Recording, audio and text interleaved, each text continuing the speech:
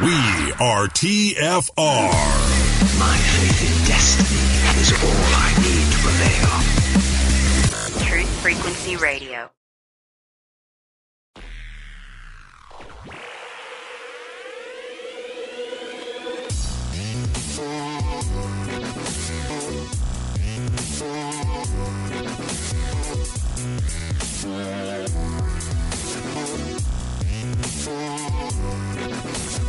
From the biggest little city in the world in the clear blue waters of Lake Tahoe, broadcasting from an undisclosed location in the Truckee River Valley on Truth Frequency Radio, this is the Awakening Liberty Show with Sean Carone. If you came to prove, there's no reason to prove.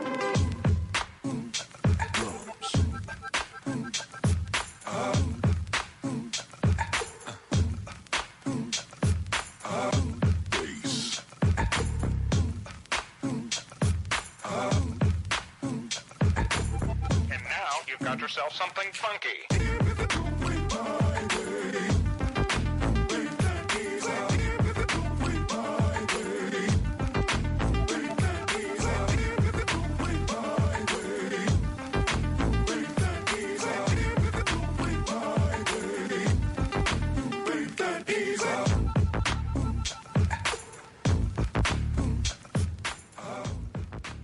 Well, hello and welcome to the Awakening Liberty Show right here on truthfrequencyradio.com. Boy, it's Saturday again. The weeks are just flying by. It is the day before Easter, and while I don't celebrate Easter in particular, I do celebrate what the meaning is behind it, but I don't buy into the whole Easter, Ishtar, eggs, rabbits, all that stuff. But I want to wish everybody a great Easter Sunday and a great Easter weekend. Hope it just brings blessings to everyone, because hopefully that's really what we all need in this world, because it's just gone absolutely crazy. So again, 3/26/2016, time's just flying by. I can't believe we're this far into March already. I tell you what, I got a great schedule of guests and upcoming events here on truthfrequencyradio.com. I do broadcast on Saturdays and Sundays now, both at 2 p.m. Pacific time. You can tune into the Awakening Liberty Show throughout your entire weekend. So 2 p.m. Pacific time. And to see who's going to be on the show, go to awakeninglibertyshow.com. Again, awakeninglibertyshow.com. You can see a full calendar of events, who I'll be talking to, what we're going to be talking about, and you can see all of the show graphics and everything right there at awakeninglibertyshow.com. I got a good show for you today. Something I'm really fascinated in and very interested in is numerology and also etymology. But I ran across a guy named Zachary K. Hubbard, who has a YouTube channel called Free to Find Truth, or F2FT, and he does some amazing stuff. And he goes into this Gematria and the numerology and how it associates with these ruling class parasites and what they are doing in the world around these false flag agendas and everything that we see on the news. And I have to admit, in watching his videos, I've been pretty astounded at some of what he exposes. And I'm really looking forward to talking to Zach, and he will be coming up here very, very shortly. But first, I want to talk a little bit about what's going on in San Diego this week. One of my heroes, Ken O'Keefe, uncensored and unscripted, March 29th will be in San Diego at the Kenmore Library. That's 6531 Northeast 181 Street, Kenmore, San Diego. And go and check it out. He's got from 3 to 6 p.m. and then at 6 p.m. he actually has a Q&A, so you can ask questions to Ken O'Keefe. And I wish I could go, because Ken is one of my heroes. And if you don't know who Ken O'Keefe is, I'm going to play you a real quick clip. And it's 3 minutes of the most truth you're ever going to hear in alternative media anywhere from just about anybody, because this man tells it like it is. He doesn't pull any punches. He puts it out there. He backs it up. And he makes it understandable as to what's really going on. So this is Ken O'Keefe shortly after the Paris attacks. In fact, we're going to talk a little bit probably with Zach about the Paris attacks too, because I know he did a breakdown of the Paris attacks as well. So here we go. This is Ken O'Keefe talking about the Paris attacks. Hello, welcome back to Press TV's live coverage of the terrorist attacks that have happened in Paris. Well, joining us for the analytical part of this live coverage, we have Ken O'Keefe, former U.S. Marine, who joins us in the studios. here in the capital of Tehran, Rodney Martin, who's a former U.S. congressional staffer who joins us from L.A., Los Angeles. Thank you, gentlemen. Ken O'Keefe, I'll start with you. This should, I would think, be a warning signal to some of the countries supporting the terrorists in the war in Syria, in particular the U.S., Turkey, and Saudi Arabia. Yes, well, I hope actually that it's even more of a wake-up call for us to realize that we are ISIS, that the Western governments that are in bed with Saudi Arabia, who is the primary funder of ISIS, along with Qatar and other Gulf states, we not only provide political cover and military assistance to Saudi Arabia while it slaughters innocent people in Yemen, but we also provide the cover for them to go ahead and do their dirty dealing with these psychopaths who are running around Syria and other parts of the world as well, Iraq. Let us remember that before the United States invaded Iraq, there was no al-Qaeda in Iraq. Look at it today. Let us also remember that when Gaddafi was in power in Libya, there was very little al-Qaeda. And in fact, now we look at it, and it's an absolute basket case full of these operatives. And we look to Syria as well as yet another example of where these problems were actually quite under control in terms of al-Qaeda. In fact, Bashar al-Assad was assisting the United States, this is all on record, in a very meaningful way. In fact, many of the tortures that were being carried out were being done by Bashar al-Assad, or at least his regime, in order to extract information from people that we were supposedly fighting. I believe that it is beyond any doubt for any sensible person to realize that not only is the United States providing the financial cover, military cover, political cover for these terrorists through our proxies, but we've also, in pure technical sense, provided the training for these people in Jordan, and Turkey, another one of our best friends, has been shuttling these psychopaths across the country from Turkey into Syria for a long time now. So the idea that the West is actually fighting a war against ISIS is beyond ridiculous. So what we really need to do is start realizing the fact that we are ISIS, and the reason why our corrupt, treasonous governments are carrying out these policies is because they do not represent us. They represent the bankers, and the bankers make a hell of a lot of money off of war. And more importantly, as long as we're all fighting each other, as long as we're all not trusting each other, as long as we're all simply being played as pawns over and over, then they can maintain this tyrannical system of never-ending war. So this is really the wake-up call. What has happened in Paris is us. We are responsible through our corrupt governments for all of these policies, and even if these individuals who carried this out are not directly working for Mossad, CIA, ISIS, Al-Qaeda, all the same thing, even if they did this organically of their own volition, believe me, that is exactly what our so-called governments want. That is what the policy that we've been fostering over and over. And quite frankly, if we're to look at ISIS, ISIS stands for Israeli Secret Intelligence Service. They never attack Israel, and that in itself also tells you a lot about who these individuals are. Ken O'Keefe for president, although he states that he will not be coming back to the States after this U.S. tour. But this man is talking the truth. He's telling it like it is. And I have an utmost respect and admiration for him. So if you're in the San Diego area tonight, check out Ken O'Keefe, Uncensored and Unscripted. Again, it's 6531 Northeast 181 Street, Kenmore, San Diego. And that's from 3 to 6 p.m. And then he's got a Q&A at 192 Brewery, which is at 7524 Northeast 181 Street. Actually, the same address. But it looks like they moved over a little bit. So at 6 p.m. in the brewery, it looks like Q&A with Ken O'Keefe. So if you're in San Diego, go check out Ken O'Keefe and listen to this man, because he just he blows my mind with what he says and how he is courageously saying it. Like I said, I have the utmost respect for him. So without further ado, we are on truthfrequencyradio.com today. Call-in number all across America, all around the world is 866-37-TRUTH, 866-378-7884. And without further ado, I'd like to bring Zachary K. Hubbard online. Are you there with us today, Zach?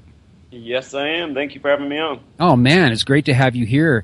You know, I gotta say, and I think I said this at the top of the show. I've been watching some of your videos and some of your breakdowns because I'm interested in numerology. But quite frankly, I've been studying etymology so much that I haven't really spent too much time on it. But some of the things I've seen in your videos just absolutely blow me away. So before we get started, tell us a little bit about your YouTube channel, because you have good grief, you have over 2 million views and almost 12,000 subscribers at Free to Find Truth. Tell everybody a little bit about that, Zach. Yeah, so I started my written blog at the end of 2013.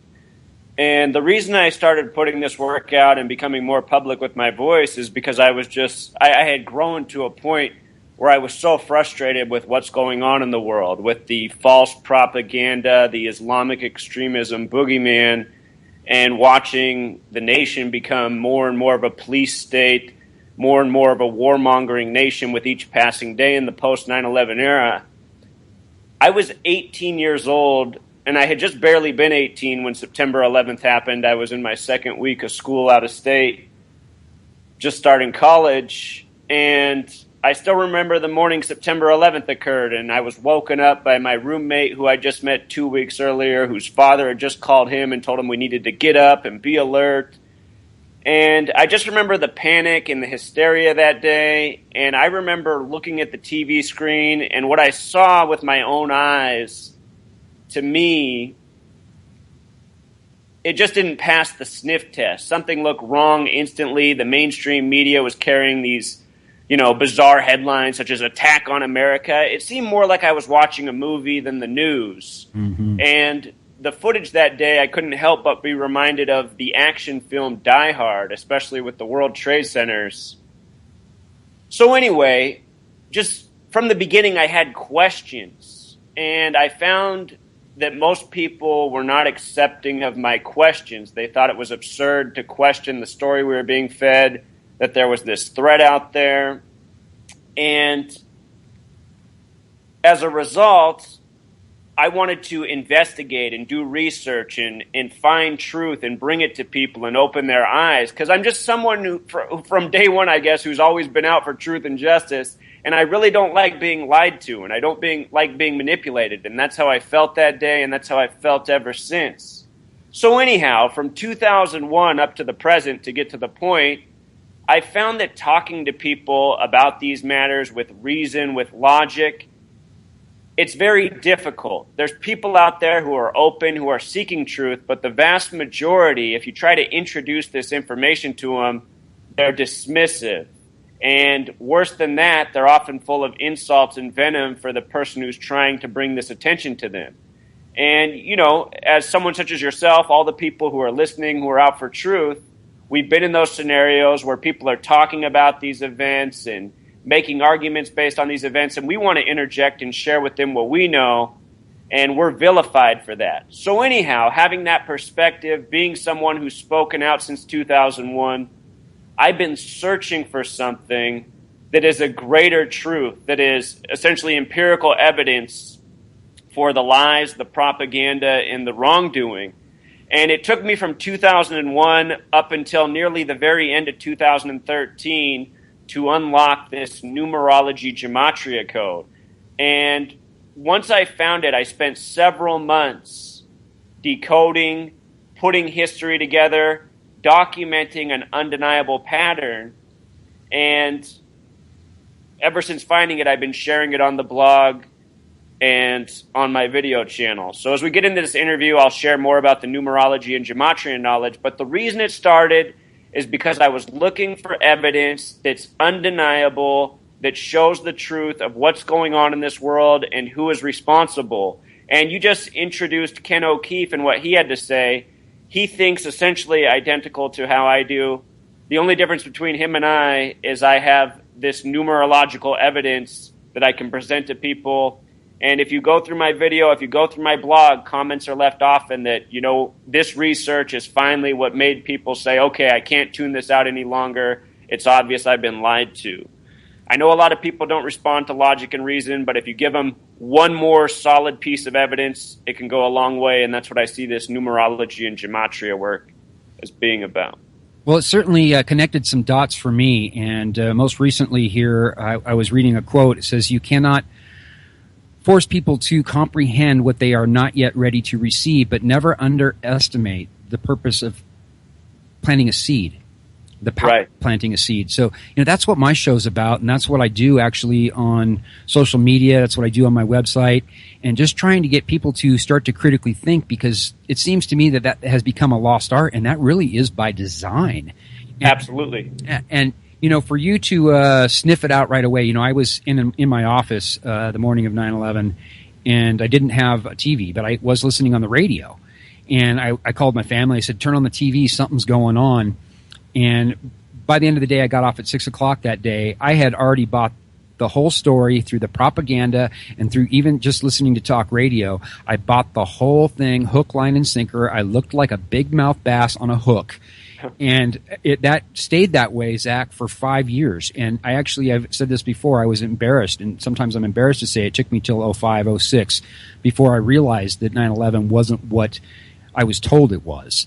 And and then starting to connect the dots like GMOs and the chemtrails and geoengineering, whatever you want to call it these days, and the vaccines, and you start connecting all this dots, this bigger picture just starts to unwind, and it's like, oh my goodness gracious. But watching your videos in this Gematria thing, and seeing all of this Freemasonic, these numbers, all this weird stuff, man, really is impressive, and the code that you have found just really is astounding to me. Well, thank you. And it was the same for me when I discovered it. I mean, my mind was just blown that this was actually going on. So, would you say that a lot of these? Because I've been coming to this conclusion here recently that so many of these false flags, Zach, there seems to be all of these blatantly obvious anomalies, and I seem to use that word an awful lot. These anomalies that I don't think they're put there because they're sloppy. I don't think they're put there because they made a mistake or it was an accident. I think they're put there on purpose to get everybody divided, that Cloward and Piven, to keep people who are actually seeing the reality, and then the other people who are just buried in the matrix, to keep us all fighting. Do you think that's part of it? Oh, absolutely. I think there's a lot of layers to the propaganda they do, and it's absolutely ultimately about divisiveness. Because when we're divided, we're working against our own interests. Until we come together, we're not going to overthrow the monster that's on top of us. So absolutely, that's part of the recipe for what's delivered. So I don't know if you saw this or not, but, it's fortuitous that we have you on the show this weekend right after this Belgium alleged terrorist attack, also claimed by ISIS, who obviously Ken O'Keefe declares who ISIS really is. But did you happen to see we go back to the Paris attacks, and you look at remember the bloodstained floor in the Bataclan? Oh, yeah. Okay, it had that big heart. It looked like they'd been dragging bodies around there. Right. Did you happen to see the Brussels airport logo? That I have not seen. Okay, people, if you have not seen this yet, I want you to go look at the Paris Bataclan, okay? I wish I had video here. I could show it to you. The Paris Bataclan, look at that blood-stained floor where it looked like they were dragging bodies around, and then go look at the logo of the Brussels airport. They're identical, Zach. That doesn't surprise me at all. That's how these people are so much into their symbolism. It's their biggest giveaway once you learn to recognize it. Yeah, when I saw that picture, my jaw hit the floor. I almost fell out of my chair. I was like, "Good grief! It's hidden in plain sight. It's right there in front of our eyes, man. We gotta wake up to this." So what's your take on Brussels? What did you find when you went into it?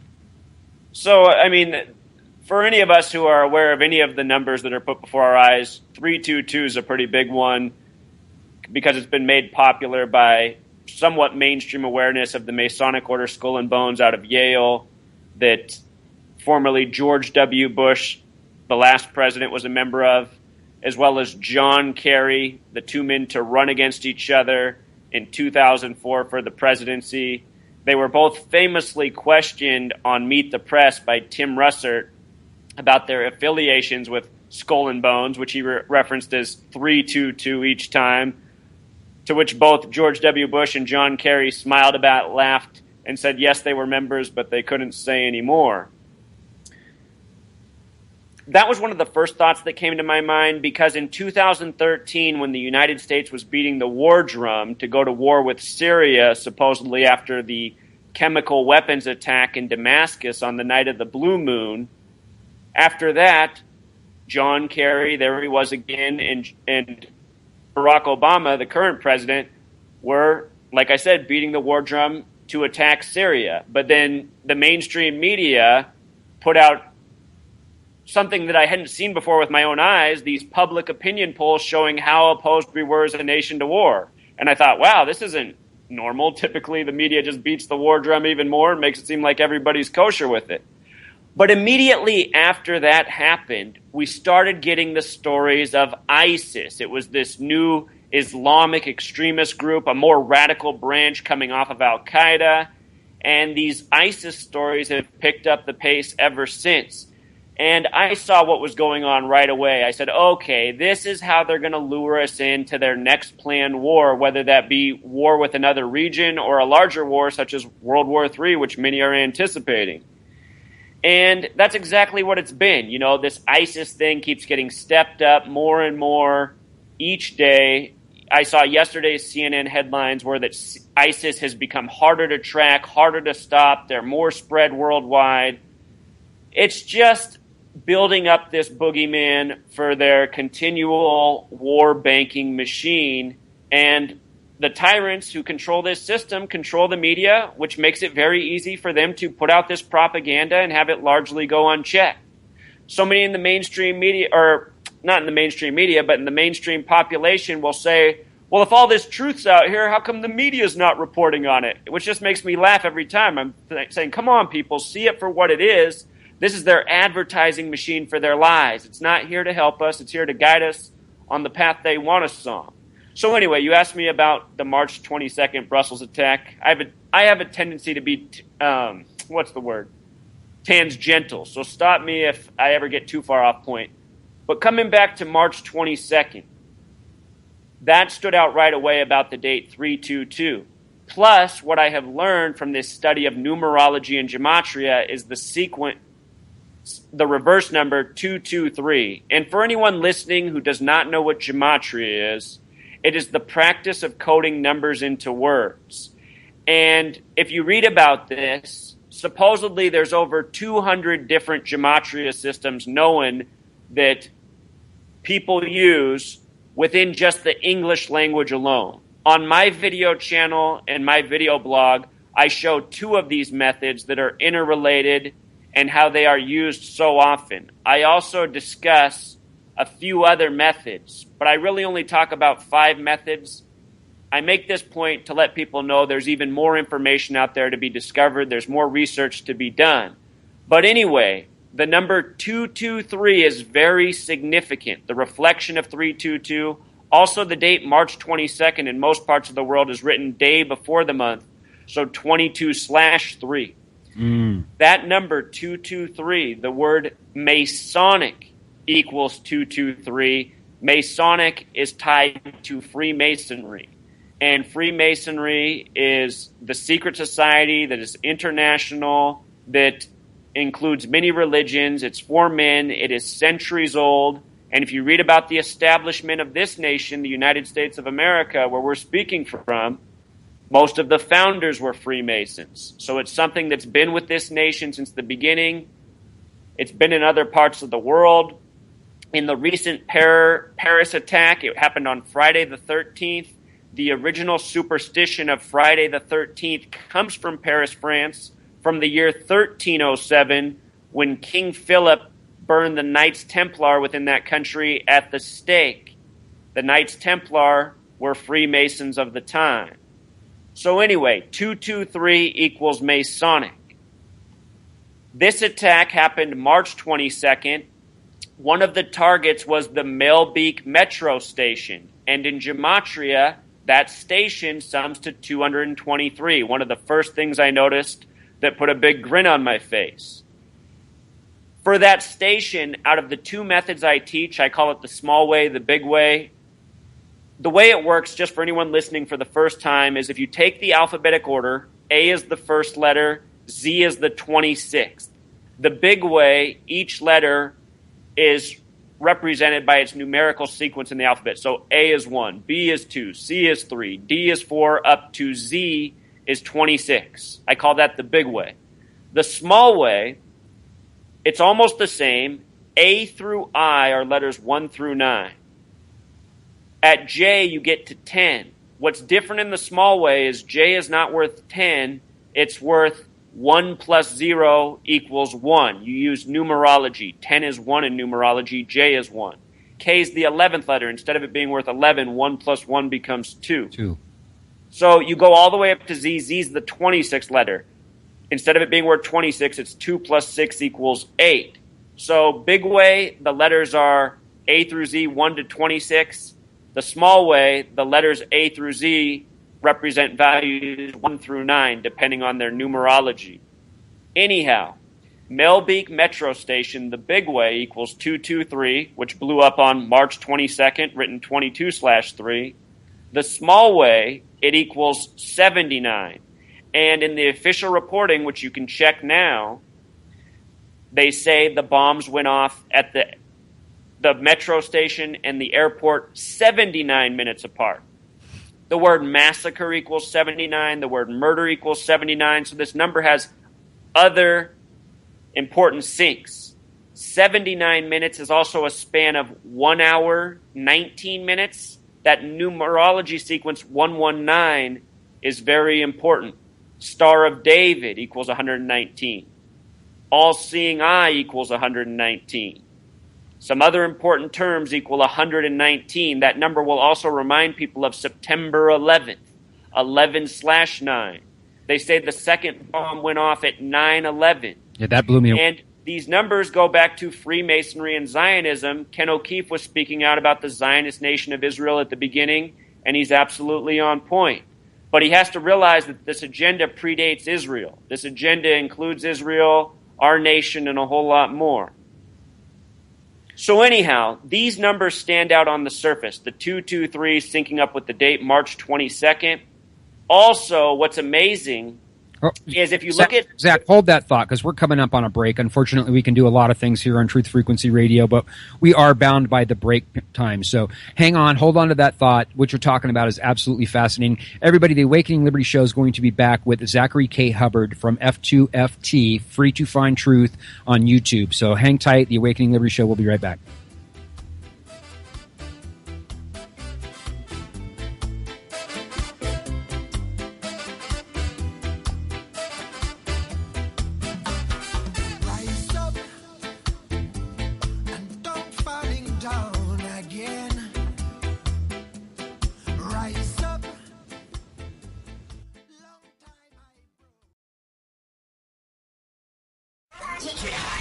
Truth Frequency Radio is your number one source for news and information without the hate, hype, and fear. We are proud to bring you cutting-edge programs like Real Politics with Professor James Tracy, Radio Ranch with Robert Sales, Agent for Truth with Joe Bannister, Enemy Within Radio with Tom Barr, Strange World with Mark Sargent, The Covert Report with Susan Lindauer, Revolutionary Radio with Rob Skiba, and dozens more. Did you know you can listen from any computer, mobile device, or from any telephone by dialing 832-225-5308? Or call into your favorite show toll free at 866-37-TRUTH. 24 hours a day. We are TFR, your protection from deception. Hello there. Hi. My name's Roger, and I'd love to tell you all about my new restaurant that brings you cooked food alarmingly quickly. Did you know that your brain can be addicted to not just drugs and alcohol, but to anything, from exercise to people to shopping? We do, and we picked food as the addiction we'd like to sell to you. That's why our meals are designed to be the perfect combination of fat, sugar, and the only rock that tastes good. Thanks to the human body's natural reward system and the fact that sugar can be more addictive than cocaine, our food is too tasty to resist. Literally, your brain will regularly crave one of our burgers. Come on down to the fast foodery, where the colors yellow and red have been known to subconsciously trigger hunger.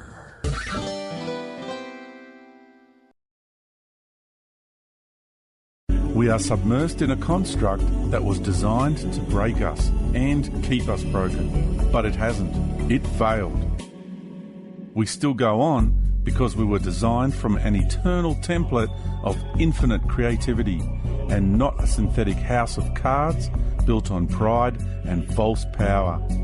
Breaking free from the programs and paradigms that hold us down takes courage, endurance, tenacity, and trust. The reason it is so hard is because to be a free and sovereign being, we have to smash every lie, even if it hurts. it is good to be reminded of how resilient, unbreakable, magnificent and powerful we truly are. And if anything provides a foundation for that, it is the book Our Universal Journey. Go to ouruniversaljourney.com.au.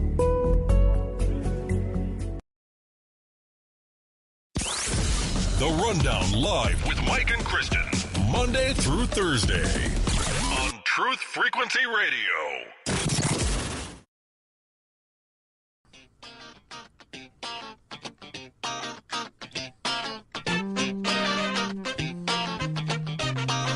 I'll bust it one time. Truth and liberty. Fighting the New World Order and the tyranny. The Awakening Liberty Show with Sean Carone.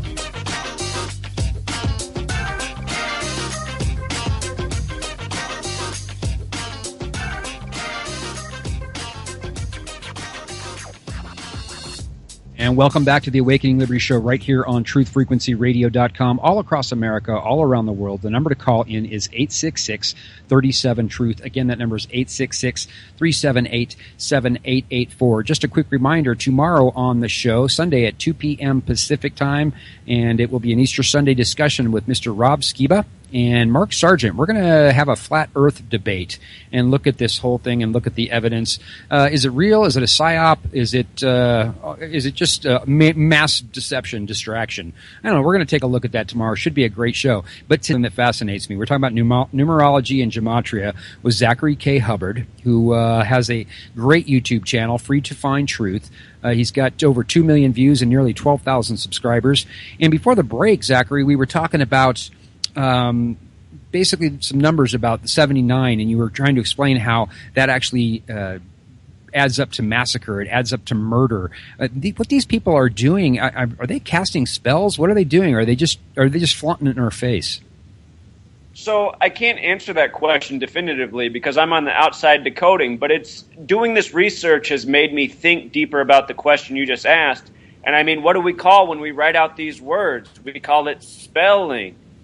And what I have come to understand is that it is no coincidence all of the synchronicities within our language. It's not just that they're using the language to make the numbers. It's that a lot of the words within our language are built on these numbers that are very special that they use again and again. So, yes, perhaps it is some sort of spell that's beyond my comprehension and my ability to explain. But something I've been asking myself since I was 18 years old is, are the people of this nation under some sort of spell that I am somehow immune to, and so are some other people that I meet?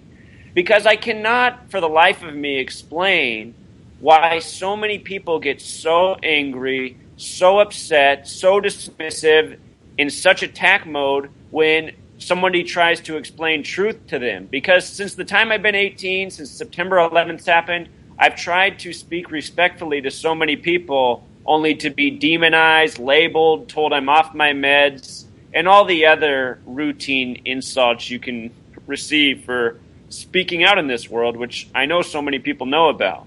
So, in a way, it almost seems like, yes, we are under some kind of spell, but why is that? Yeah, I've been trying to figure that out too. In fact, I was talking to somebody last week. I was saying, why is it that some of us seem to be somewhat immune to this? When I start looking at the truth, 9/11 was certainly a catalyst for me, and it sort of broke me out of the matrix. And then I started doing some deep research, got overly involved to the point where, number one, I got fearful. I also got dismissive about it. In fact, while I was waking up, I was actually still saying, talk to the hand, we need to go turn the desert into glass. And people who mentioned 9/11 having to do with something, like an inside job, I was pretty dismissive until about 2006, I think, Zach. But then something changed, and I'm not sure if that's on a spiritual level or where that came from, but all of a sudden, now I seem to be able to see through this matrix, and I realize what's going on. I'm not sure if it's just knowledge. Personally, I believe it's spiritual. And I would agree with you. I think that's probably it. Did you see the movie Zeitgeist around that time? Yes, I did, in fact. So I think that probably had a major part to do with your awakening. I know a lot of people want to attack that movie and say it's a shill movie. I want to just stay away from that argument. what I recognized as someone being awake, that movie came out and it was gaining popularity around that time. And I started finding out way more people were suddenly awake and willing to talk about things. So I saw the movie Zeitgeist as very helpful for the awakening of the masses. And I think you and several other people I know are proof of that. I would agree with you absolutely there on that. We sure thought. Me being a Christian, I'm an open Christian, but I am not, and I like to say this, I've said this many times before, I am not a proponent of the church. My Christianity is truly spiritual. I have a contact with my God as I understand Him, and I maintain that on a spiritual level. I'm not, like I said, I'm not a proponent of the church. They're control structures, political structures, and in fact, many of them are just designed to make money and control people, which I just cannot, I can't buy. Spirituality is on an individual level. It's in the heart. Right. We're in the same boat, it sounds like. Yeah, most definitely. And Zeitgeist for me, it kind of tripped me out. It did help. I think you're definitely right on that. So when we go into, we were talking about Brussels. What were some more of the things you saw in Brussels that opened your eyes to this again being another false flag? And first, let me say, folks, there are false flags.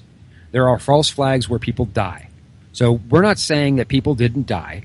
Obviously, people died on 9/11. 2 million people died after that from the 9/11 wars. False flags do maintain injuries. In fact, these people are put into a situation where they're going to die for an agenda from these psychopath bankers who are running the world. So when we say false flag, it doesn't mean that it was a hoax or it didn't happen. We're just saying it was a manipulation and it was a deception and it was actually caused by the people who say they're fighting the people who did it. So let me say that first. And I think that's a very important distinction because many people don't understand that. But there are false flags like Sandy Hook where it appears like nobody died. So anyway, back to Brussels. I'm sorry I digressed. Back to Brussels. What were some of the other things that you saw that led you to believe that this was another one of these false flag events, another one of these Freemasonic banking cabal incidents?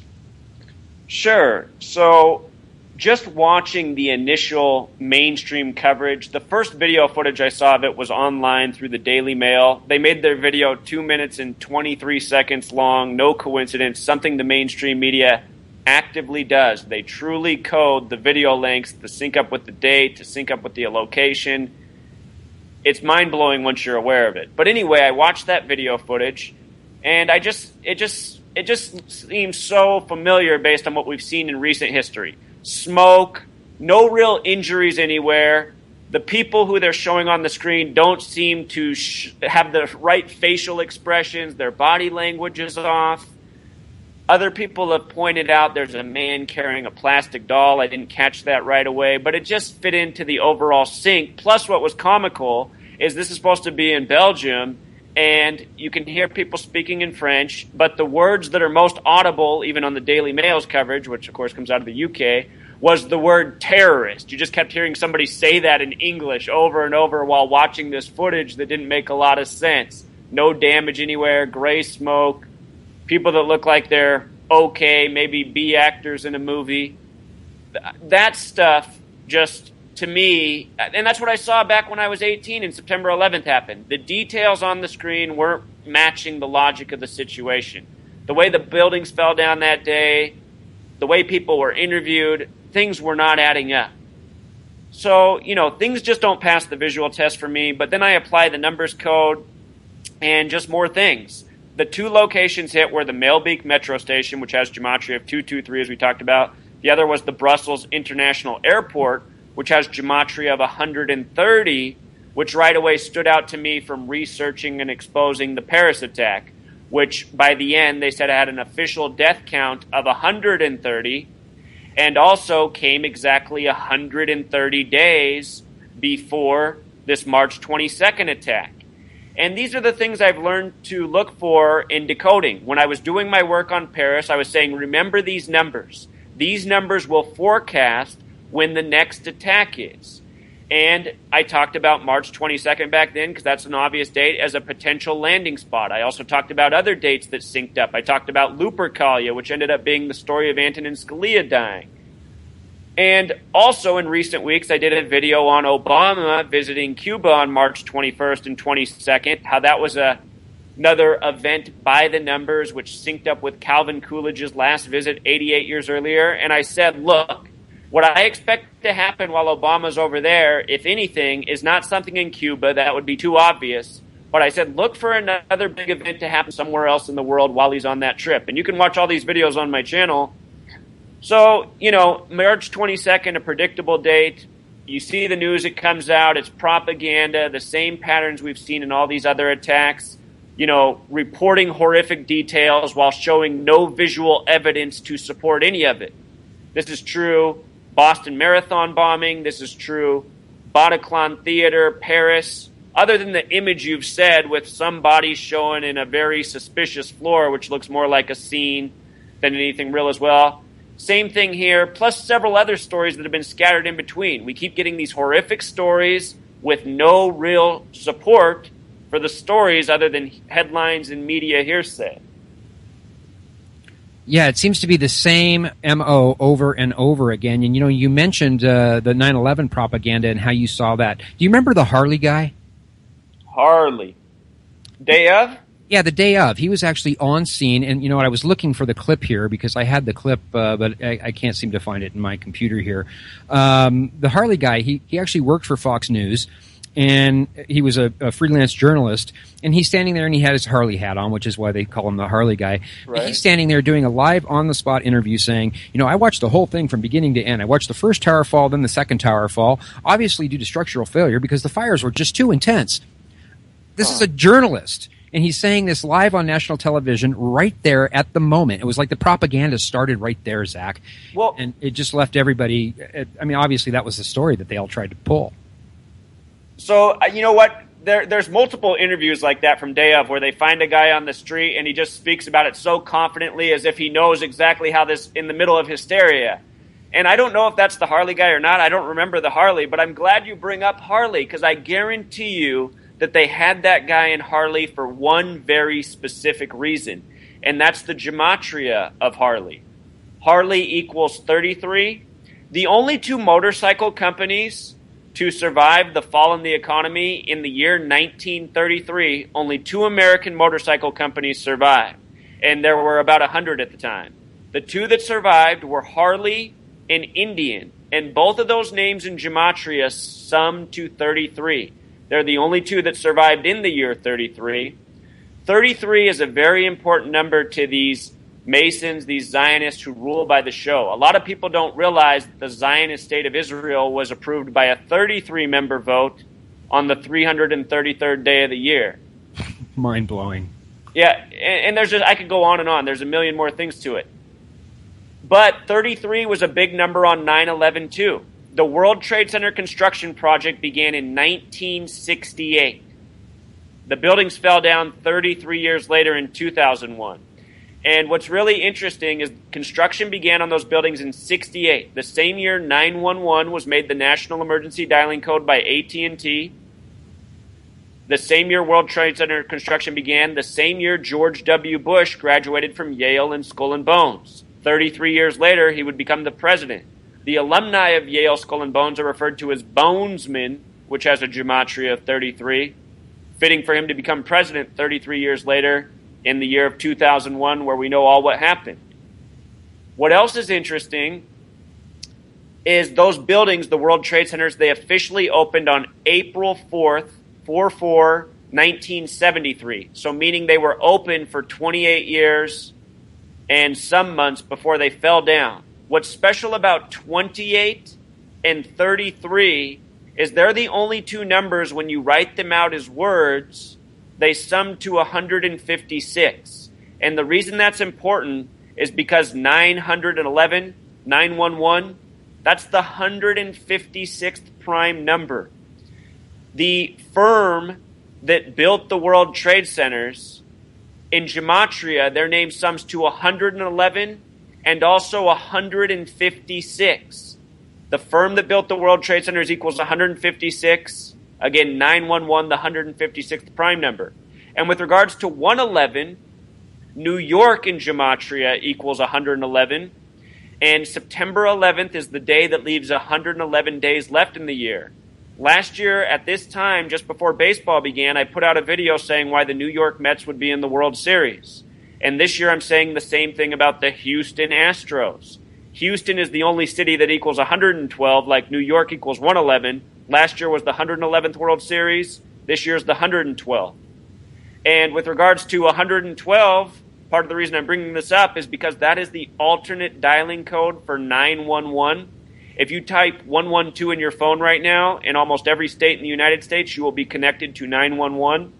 And in Europe, including Belgium, the emergency dialing code is 112, 112. Earlier this year, there was the bombing in Turkey on January 12th. 112 is the emergency dialing code there. These people are very predictable. When you understand their numbers, when you understand what they represent, you see why these same numbers are coded into these events and used again and again and again. Zach, is everything fake? I mean, are we being lied to and manipulated and deceived on a continuous basis? I mean, is all of this been preordained? The way you're talking about 9/11, I mean, they had this planned, many, many years prior. Sure. So is everything fake? None of this is by coincidence?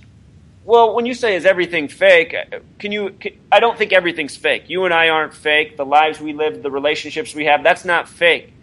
But I think what is largely fake is the social programming we get from our public school upbringing. I used to be a public school teacher. The reason I dropped out is because I got tired of being forced to feed children lies. I love teaching kids. I love teaching. That's what I'd be doing. But I'm just so disgusted by the education system, I don't want to be a part of it. So here I am, pinching pennies and trying to speak truth to power on the daily.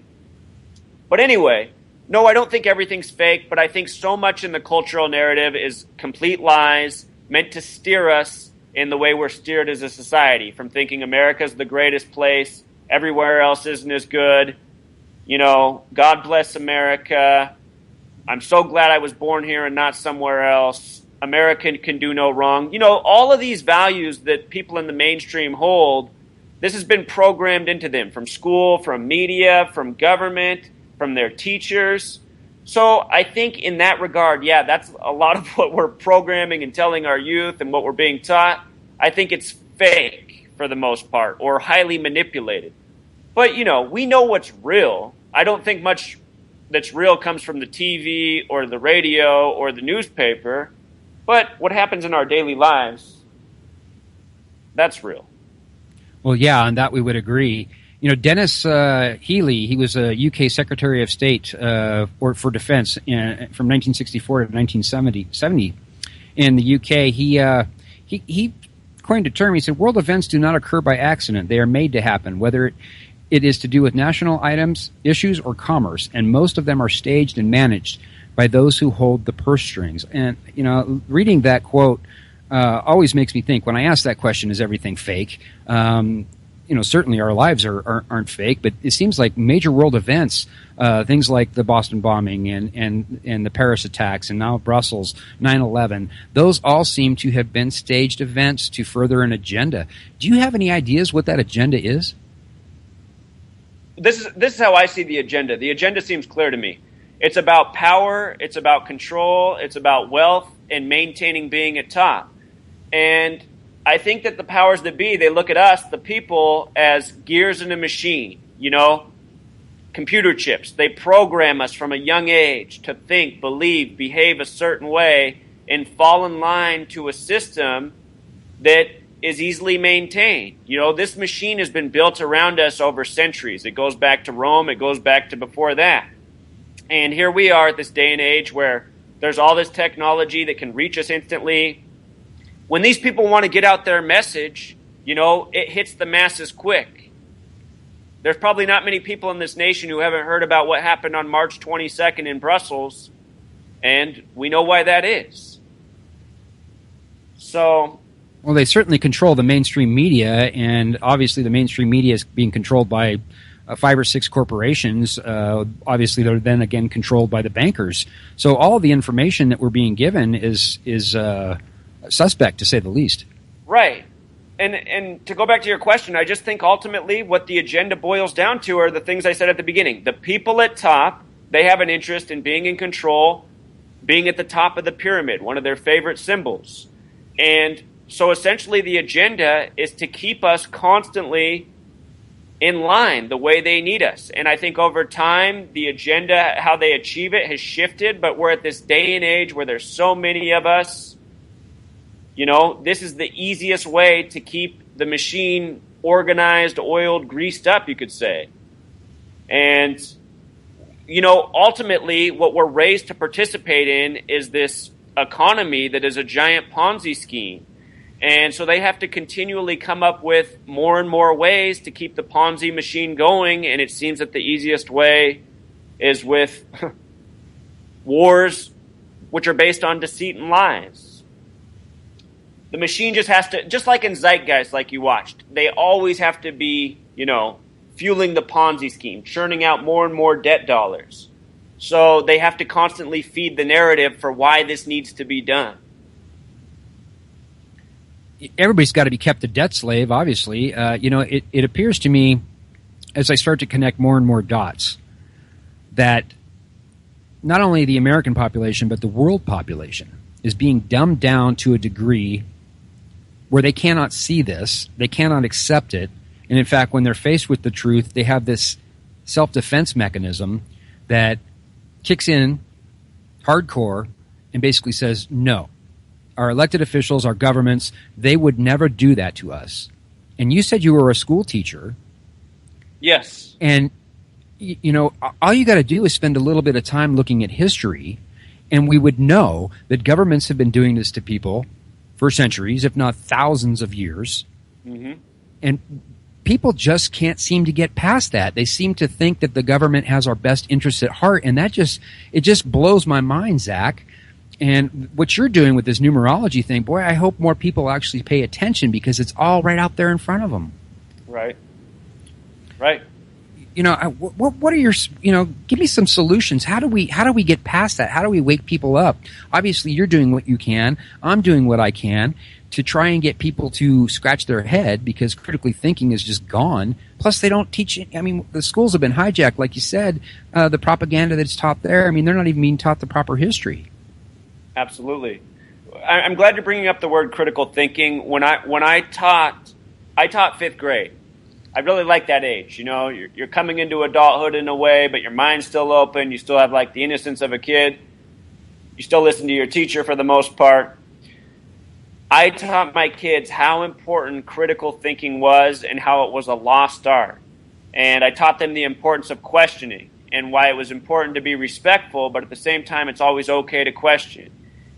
And, you know, you said it, it's lost. I mean, people aren't using their critical thinking skills. It's just like, you know, all of us have muscles in our body. And if we exercise our muscles, they stay in good shape, they function, they're healthy. Our minds are no different. And in this world, we're not really taught in school to think. It's more just to memorize and listen and obey and respect authority. And you see it in the population, like you said. They're not questioning, they're trusting, they're believing, and they're following. And I just think that's what we are as human beings. We're sponges, we're moldable, and the influences on us at a young age, they're crucial. And not enough of us at this day and age are getting an opportunity to be around the right voices, the right minds, to be instructed in a way that's meaningful and helpful to our lives, as opposed to what you and I just discussed a moment ago. Yeah, another quote that I always come across when talking about this is Ernest Holmes. Practically the whole human race is hypnotized because it thinks what somebody else told it to think. These are great quotes. After this, will you please send me these quotes? I'm working a book. Both these quotes you just gave me, they have to be in there, and they're not in there right now. You betcha. These are quotes that just are so profound to me. And as, again, looking at history, and these people have told us these things, and you know it's what I see happening today. I mean, I think David Icke said it best when he said, you know, the biggest hypnotist in the world is an oblong box in the corner of your room, which is now a flat screen, that constantly tells you what to think, what to believe, what to see, what to buy, what to do, what to wear. And people, again, now they're looking at their phones. They're doing the same thing. They're just being dumbed down to the point where they can't think anymore. And you don't need to. I mean, your phone can answer your question for you. Exactly. It's crazy. So you just brought something up that sparked my mind. I think a lot of these people who've gone before us and warned us and gave us these great quotes, I almost look at a lot of this now and I go, were these people actually mocking us while feeding us the truth? Yeah. An example of this is Eisenhower. He gave his speech when he was going out about the military-industrial complex. If you go to your Gematria skills, just as I taught you in the beginning, and write out military-industrial complex and take the time to sum it, it sums to 322. Oh. Yes. And also, a lot of us, when we were coming up, we had to read the book 1984, the book by Orwell. And growing up, I really enjoyed that book as well as his other one, Animal Farm. But once I discovered this Gematria language, I had a new perspective on the book. United States of America in Gematria equals 84. A lot like 1984. And anyone who's read that book knows there's a lot of parallels between that story and, for many of us who live in the Western world, perpetual wars, the people not really knowing what the wars are about, boxes talking to us, telling us what to think, thought police. It's darker, the world in 1984 than the world we live in yet, but we see the major parallels in the direction we're going in. And so many names, so many dates in that book, there are these numbers of significance. I really think this was written as more of a warning than as a wake-up call. And I also think it was done with a level of taunting. Yeah, this language of Gematria, Zach, it's not any secret to the people who are in power. This is something they've been doing. Zach, we're coming up on a break, so hold that thought. Unfortunately, I got to take these breaks. So. Oh, yeah, no problem. We'll be right back.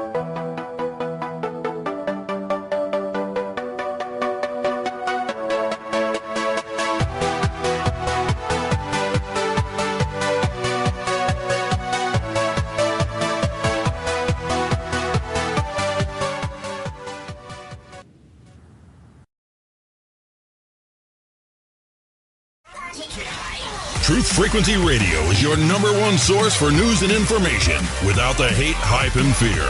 We are proud to bring you cutting-edge programs like The Kev Baker Show, The Freedom Link with Joe Joseph, Truth Frequency with Chris and Cherie Geo, The Christopher Everard Show, X Squared with Brooks Agnew, Down the Rabbit Hole with Popeye, Freaky Friday with The Woo Crew, Waking Up the Masses with Robert Bruce, Phoenix Rising Radio, and dozens more. Did you know you can listen from any computer, mobile device, or from any telephone by dialing 832-225-5308. Or call into your favorite show toll-free at 866-37-TRUTH. Uncensored talk and news you won't hear in the mainstream media. 24 hours a day.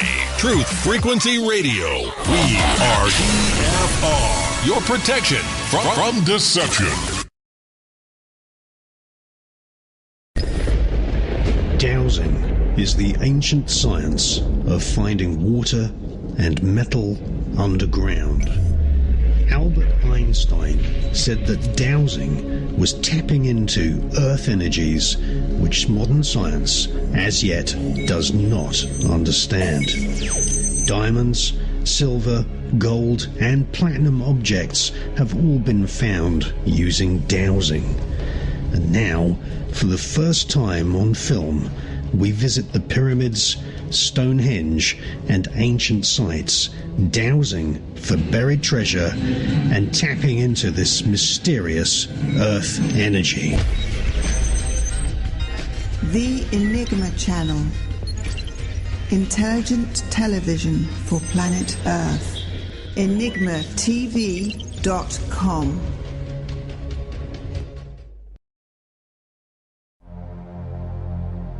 Portal to Ascension is bringing forth groundbreaking information and awareness from the world's top visionaries, scientists, speakers, authors, doctors, and spiritual leaders that are assisting humanity in unlocking their true consciousness. We explore and pioneer cutting-edge information from globally renowned leaders on conscious topics through our integrated multimedia platform for online and live events. These events are designed to empower and increase awareness for all of humanity, so we may collectively shift into a paradigm based on unity, transparency, and truth. We explore a wide variety of consciousness relating to self-empowerment, sacred sound and vibration, UFO disclosure, ET awareness, true ancient history, quantum mechanics, metaphysics, conscious living, and spirituality. Our online platform is designed to assist you in expanding and awakening your consciousness. The Portal to Ascension website can take you front row seat live to the educators, teachers, and wisdom keepers themselves. Log on now to www.portal2. This is Truth Frequency Radio. No hate, no hype, no fear. Real people, real radio.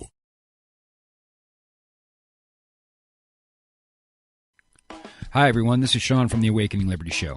Are you and your family prepared for an emergency? Have you ever thought about investing in food and water storage? Well, if you have, I urge you to check out my one-stop prepper shop. AwakeningLibertyStore.com carries the full line of legacy premium, non-GMO, made-in-USA emergency food storage and survival gear.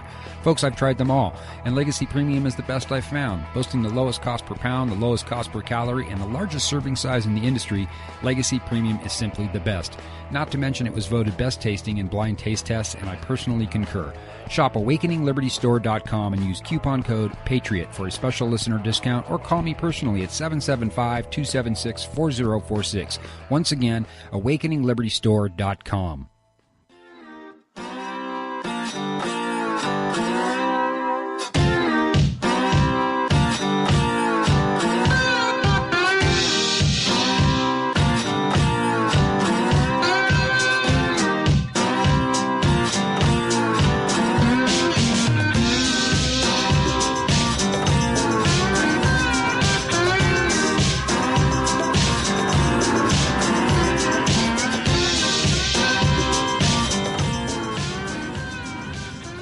And welcome back to Hour 2 of the Awakening Liberty Show right here on TruthFrequencyRadio.com, all across America, all around the world. The number to call in is 866-37-TRUTH. Again, that number is 866-378-7884. Real quick reminder, tomorrow we got Rob Skiba and Mark Sargent on the show, and then next week, on the 2nd, April 2nd, we will have James Freed. We're going to be discussing Planet X, fact, fantasy, fiction. We're going to take a look at Nibiru and the evidence. And there's a whole lot of discussion going on about that, and I think a lot of disinfo as well. And then on April 3rd, Sunday at 2 p.m. Pacific Time, Vincent Von Doom will be joining me on the program. We're going to be talking about his new preparedness network and talking about how we as community can overcome much of what is going on in the world. His whole motto is, what we can't do alone, we can do together. And I think that's important. We need to stop participating in this consumerism, this system that has been put into place to keep us all enslaved. Today we are talking with Zachary K. Hubbard of Free to Find Truth on YouTube. Great channel, highly recommend it, and definitely tell them about your blog too, Zach. Yeah, so my blog is pretty much where I do all my decoding of daily headlines. I put a lot of work into it, and I track a lot of the patterns there before I do the video presentations on my YouTube channel. I've been doing the blog for about a year longer than the video channel's been up. I started the video channel in August of 2014 in the wake of the Michael Brown shooting. I wanted to clue people into a major pattern going on in these racially based shooting stories, another agenda going on, especially here domestically in the United States. How fast can you do this? Well, I just did a recent video where I did a live decode of a brand new article. It came out March 8th. A mother down in Florida was supposedly shot in the back by, I think, her 4-year-old with a .45. You might have heard about this story. She's supposedly a major gun advocate. No, I didn't hear about that. Oh, so anyway, the story came out on International Women's Day, which is what March 8th is. It was the story of a gun advocate mother being shot in the back of her own. She was shot in her front seat by her 4-year-old who was supposedly in the back seat. somehow he got a hand on her .45 supposedly and shot her through the seat. And anyway, it was just another propaganda story by the numbers, put out purposefully on International Women's Day, a story of a mother being shot by her son. And anyway, the video, if you want to go back through my channel, I take the news and I just talk about it and I decode it in real time. The story, a standard news story, it takes me about 15 minutes to fully decode it and type it all out. I've gotten pretty proficient at doing this work. When I first started, it probably would have took me an hour. But just through repetition and doing it so often, it's become a lot easier. Secondhand, huh? Sure. It's amazing some of the stuff you come up with because I see it. I watched one of your videos. In fact, I want to talk about Burns, Oregon here in a little bit, but I wanted you to finish what you were saying about 1984. Yeah, so I forget exactly where I left off, excuse me, but I was talking about how I think Orwell, instead of writing that book so much as someone trying to warn the masses, was actually more of an insider, and in a way it's kind of like a subtle taunt. Like, this is what your future is, little do you know. And if you learn this language of Gematria, if you apply it to the character names, if you apply it to the dates that are brought up, you see, wow, this book is structured the same way they structure their news stories. Because what anyone who's listening to this for the first time, what they don't understand, what they can't appreciate, is how often these same numbers have been used throughout history. Let's talk about 84 and 223 in regards to relevant history right now, since we've already talked about those numbers. Again, United States of America equals 84. George Orwell wrote a book called 1984 about a futuristic nation a lot like ours. That book was written around the end of World War II, projecting what the future was for Western nations, essentially. Anyhow, yesterday was Good Friday. In history, Abraham Lincoln was shot April 14th, 1865 on Good Friday. And what's interesting is exactly 223 weeks earlier to the day, there was an assassination attempt on his life. The assassination attempt was at the Willard Hotel. He was shot at Ford's Theater. And Willard Hotel and Ford's Theater are identical matches in Gematria, the small way and big way. The small way, they both equal 58. The big way, they both equal 139, which is identical to the word Freemasonry. 58 the small way, 139 the big way. And where Lincoln was born, his place of birth, supposedly, also sums to 223. Lincoln died April 15th, 1865, supposedly at 7:22 in the morning.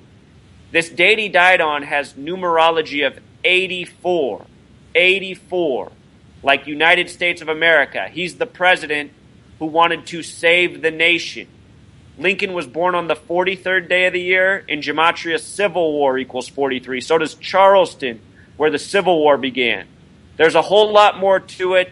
So many of our wars, the numerology around the start date and end date is by the same coding, the same numbers we're talking about. It tells me that even the wars are scripted.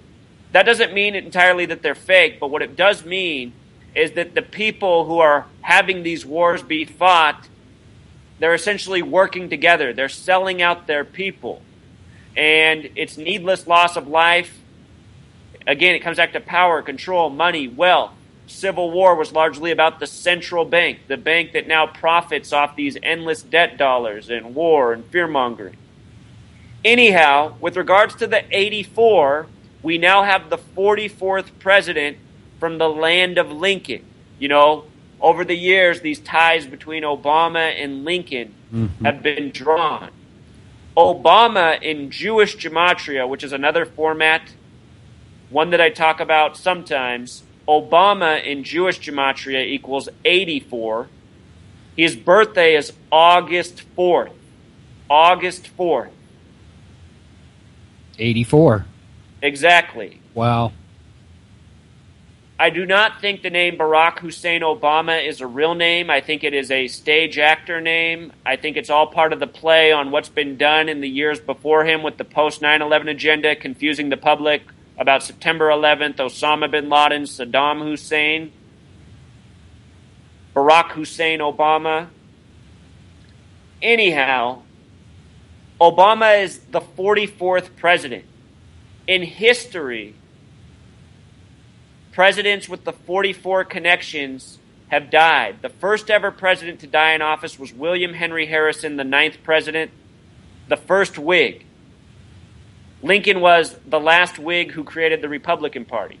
Anyhow, William Henry Harrison died 1 month into his term on April 4th, 4-4. When you write out 44 as a word, when you write out April 4th as words, they both sum to 144. The numbers 44 and 144 are very much connected to death and killing. The word kill itself sums to 44.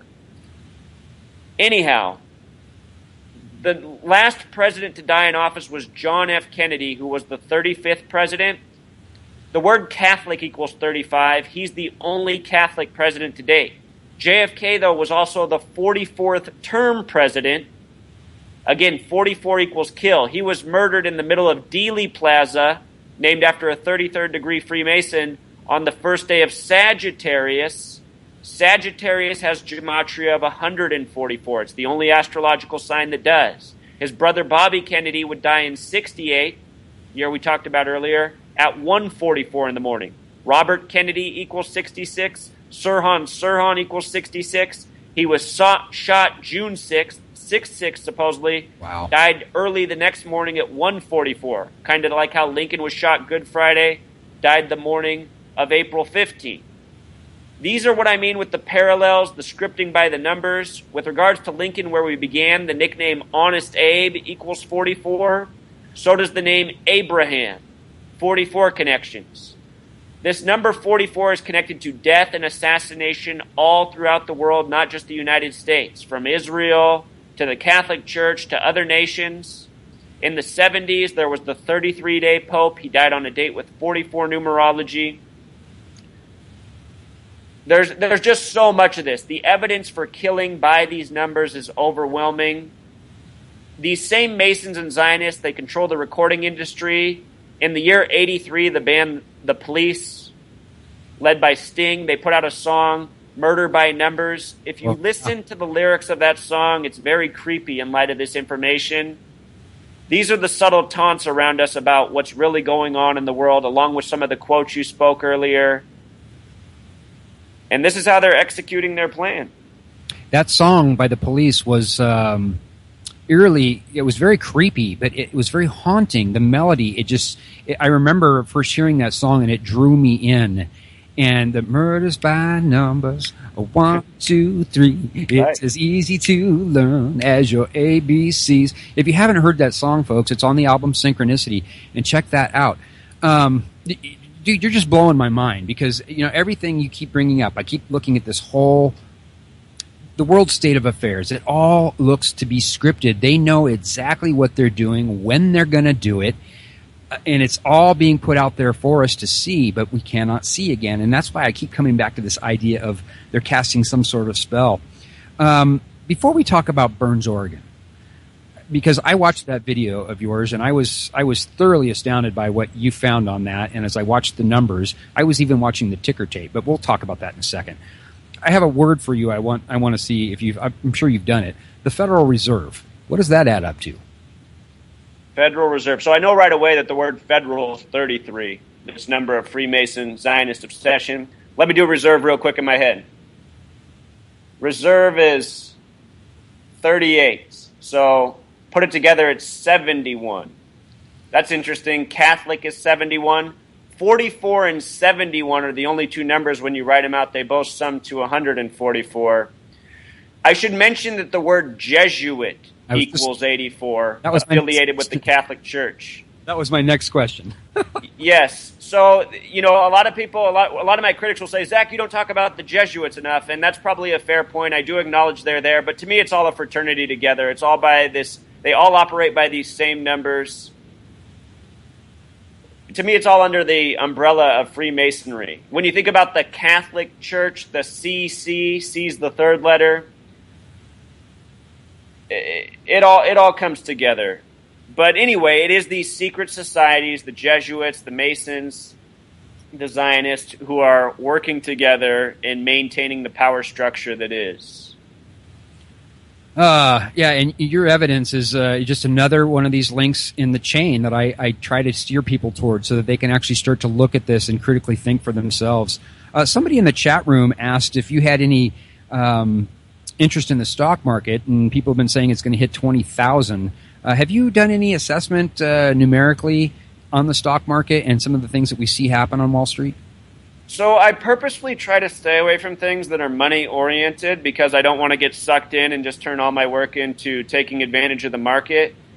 But people who do follow my work, who have applied this, they found some major patterns. I see things just in passing, closes that sync up perfectly with the date that just make me grin.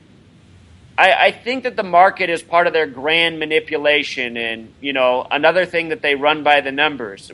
How can the Dow be through the roof in the wake of what's going on for the majority of Americans? Part of the post 9/11 agenda has brought millions more people into a worse state of financial affairs, while at the same time also creating a larger group of millionaires and billionaires. So there are people who are benefiting greatly from what's going on in the world, but overwhelmingly more people are hurting. I really do think that the economy is largely a major manipulation, part of their grand scheme.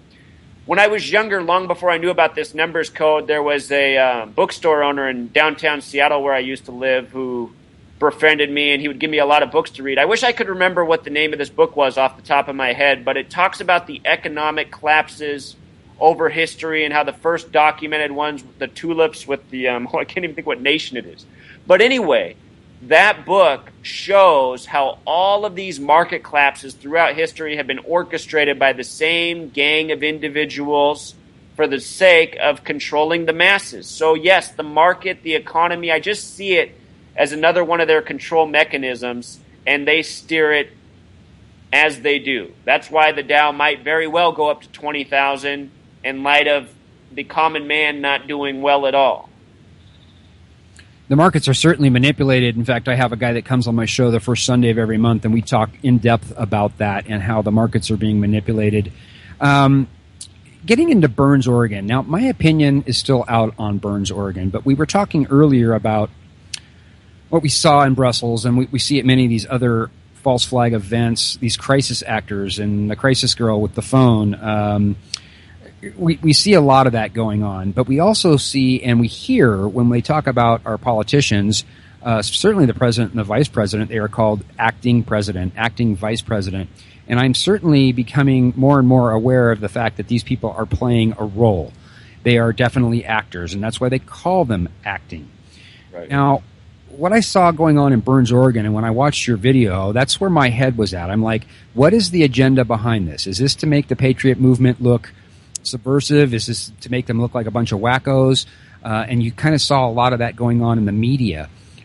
We saw characters like Pete Santilli involved who were in the Bundy Ranch here, and I'm still out on Pete Santilli. I didn't like the fact that he was inciting violence in his main streams, in his streaming videos.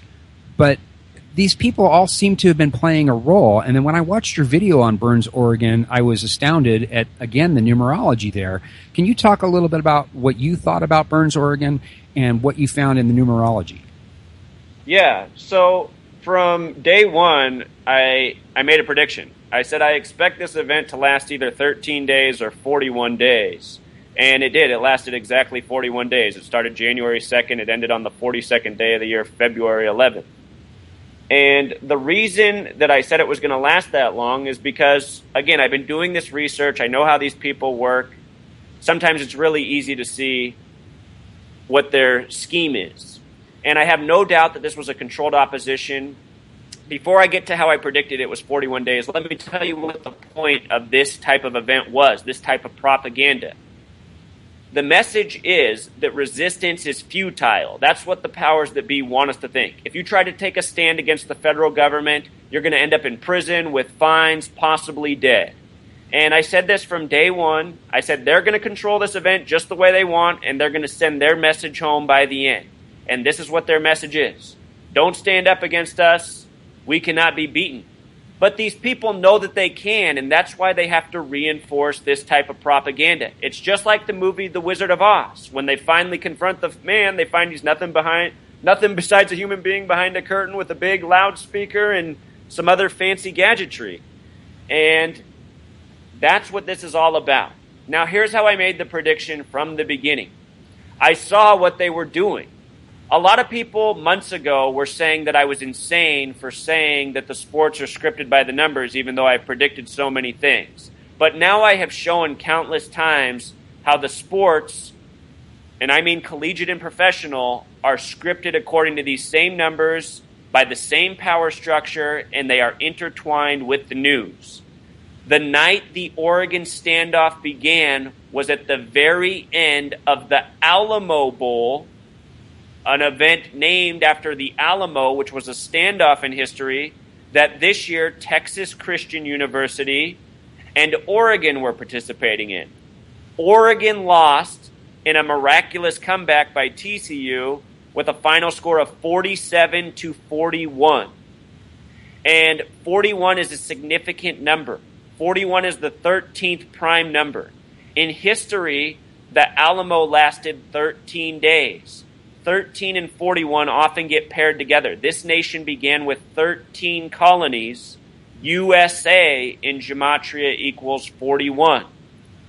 There's a whole lot more to it than that. I just want you to know that 13 and 41 have this pairing. Also, Oregon loses with 41 points. The main face in the mainstream reporting right away was Ammon Bundy, a suspicious name. It sounds a lot like ammo with all these guns and shooting stuff going on. But anyhow, Ammon Bundy in Gematria equals 41. They said he was standing up for ranchers in Gematria to 41. If you go back and watch my videos, I did a lot of decoding. There were several 41s. 41 was also a big number in this recent Brussels story. It was a huge number on September 11th. September 11th happened on a date with 41 numerology. Al-Qaeda equals 41. Anyhow, these were the clues. Plus, 41 days from the day it started was the 42nd day of the year. 42 is another special number. Freemason equals 42. Alamo equals 42. Waco equals 42. And right away, there was all these elements coded into the story that reminded us of propaganda and programming from the past. A standoff at a federal building. Subconsciously, the Oklahoma City bombing is going to register with a lot of people. The wildlife refuge in Oregon had the exact same gematria as Alfred P. Murrah Federal Building, where Oklahoma City blew up. And for anyone who knows about Oklahoma City, supposedly Timothy McVeigh did it because of what happened at Waco. And if you're not aware, there's a book out there that you can check out at most major city libraries. It's called The Final Jihad. It was written by the brother of the governor of Oklahoma at the time of the bombing. The book was written before it happened. The book foreshadows the Oklahoma City bombing, September 11th, the TWA flight out of New York, and more. And what's comical is the guy who blows up the federal building in the book, his name is Timothy McVeigh. Yes, I recall seeing that. So, this is just all evidence of how they put out their clues, their programming, and how they do it by these same numbers again and again. And I just had to laugh when it ended on the 41st day. And for doing that work, there's other people out on YouTube who made these videos attacking me and saying I'm a shill and I'm not here for the Patriots. And that couldn't be further from the truth. My message is, look, people, recognize the lies, stop dividing over the partisanship, stop dividing over politics, see what our commonality is in all of this. Let's come together. Let's put this to an end once and for all. It's about time that humanity unites, because if we don't unite and we keep falling into this Cloward-Piven divide and conquer strategy, we won't have a chance. Real quick, you mentioned a lot of the patriot movements because of the federal government going in. What about Ruby Ridge? Does that have any? Oh yeah, Ruby Ridge is all by the numbers. These things are them. This is how they've slowly been building the narrative over the years. it's just constant and it just blows me away, Zach. I can't believe exactly what's going on. Now, the initial video, I believe, when I watched you about the Burns, Oregon issue, the initial newscast was started at a certain time and it ended at a certain time. Was that not the case?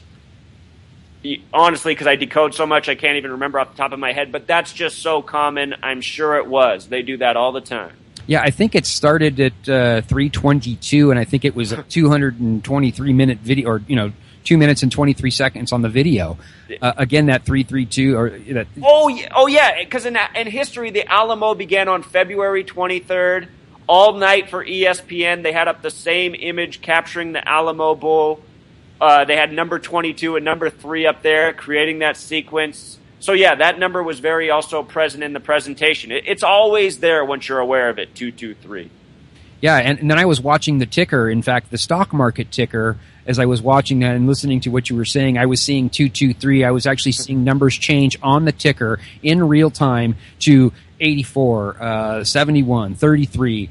And I was just going, this is just mind blowing, man. In fact, I sent you an email about it. I was going, what in the world is going on here? So, when we come back, you and I are in the same game. We're out there talking about truth and trying to find what's really going on. And I'm glad there are people like you, because you're a hell of a lot smarter than I am. I'm just out here talking and trying to get guests to come on the show. So I'm glad there are people like you. It's amazing how you can retain all this information.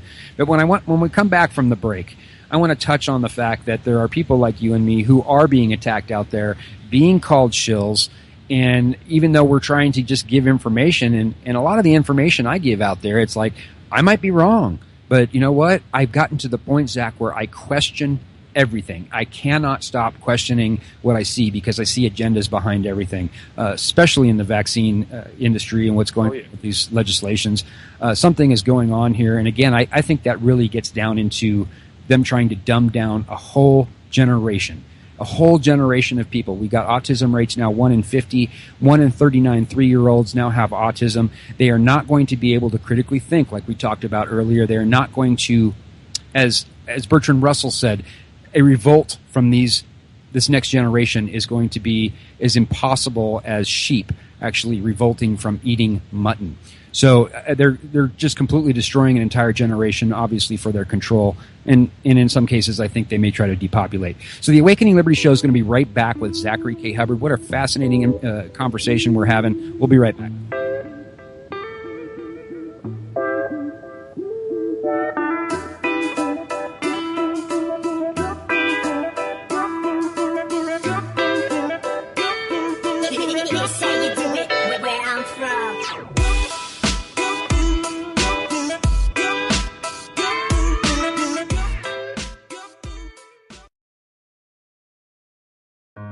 Hi, my name is Ella, and I'm 10 years old. I'm one of the millions of children born to parents suffering from the sheeple virus. Symptoms include the inability to think for oneself, the attention span of a goldfish, and a strong belief in government and the mainstream media. It is estimated that 1 out of every 2 children are being raised by parents infected with the sheeple virus. But there is a cure. For as little as 19 cents per day, you can become a TFR supporter and help children like me get their daily dose of truth. Together, we will make sure every child has protection from deception. For over 3,000 years, we've been in the background, controlling governments from behind the scenes and creating a new world order. However, we are losing the war, and we need your help. Join the Illuminati now. Travel the world injecting poor brown-skinned people with vaccines. Steal their oil and their gold. Or perhaps you'd like a job as a farmer, growing genetically modified corn, which we make into oil and sell it with no label. Or if you've ever wanted to be a pilot, you could join our chemtrails project. You'd be in the air all the time then. Oh yes, it's time to join the Illuminati.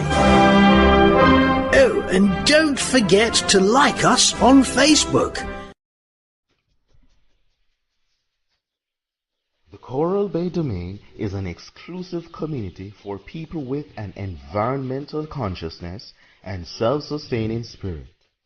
It will be the Caribbean's first totally green and off-the-grid residential development.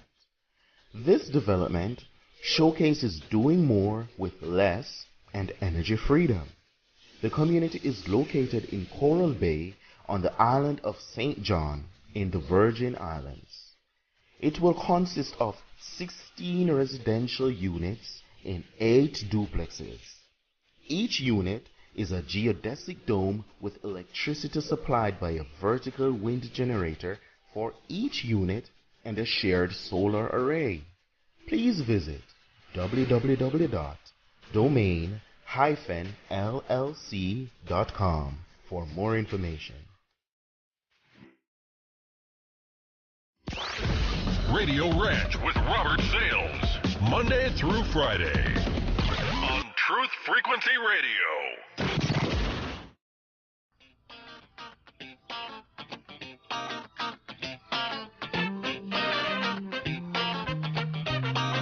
I'll bust it one time. Truth and liberty. Fighting the New World Order and the tyranny. The Awakening Liberty Show with Sean Carone.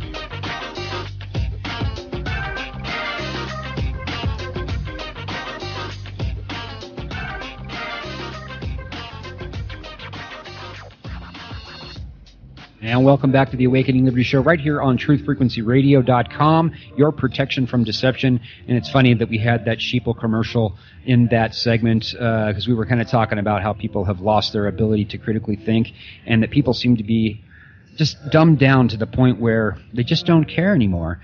And Zach, this has been a fascinating conversation. And before I talk a little bit about what I see going on out there, again, that Cloward Piven divide and conquer strategy, I see it happening against you. I see it happening against other people. I get quite a bit of it on Facebook and, being called a shill and basically, saying that I don't know what I'm talking about.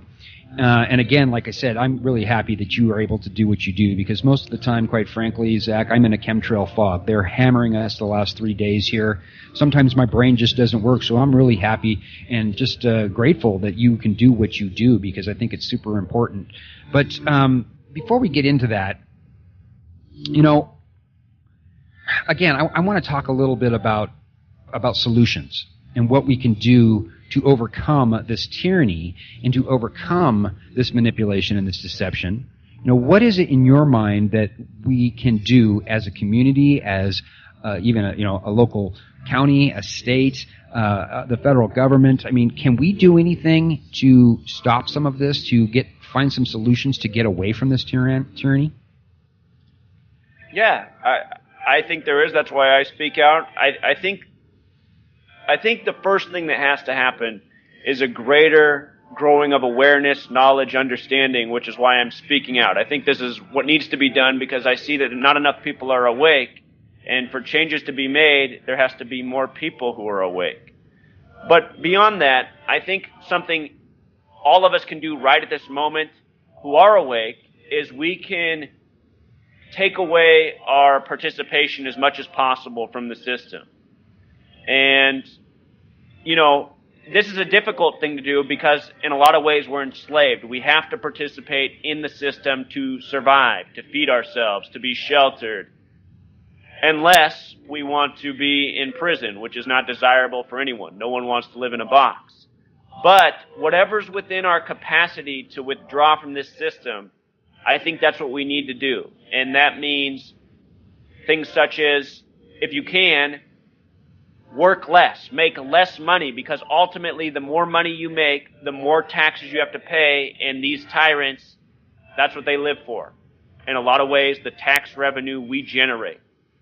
Also, stop supporting these mega corporations. Yep. All of this money funnels up to them. This is their control structure, the corporation. And absolutely, we need to support our own community, what's local. If you can choose to shop somewhere where you put your money into somebody else's pocket instead of one of these mega corporations, that's an investment in your own community. So ultimately, this is what I would do if I had millions of dollars. What I would do right now, this would be my shot.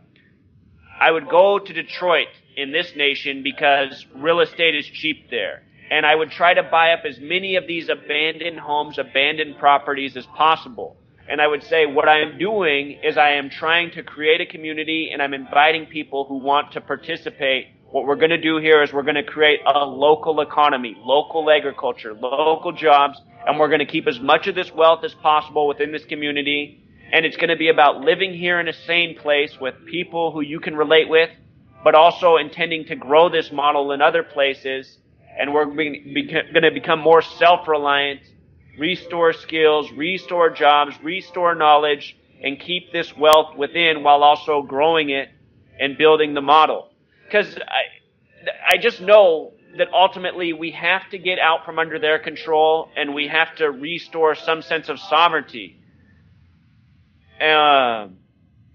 You're right on target there. And you know, one of the things I think it really starts with is people need to get into those types of communities and start growing their own food, because I think the food is something that is, I mean, all this processed food and all of this crap that they're feeding us, the GMO, the genetically modified foods, I think that has something to do with the vaccines and the chemtrails and everything else that's going on.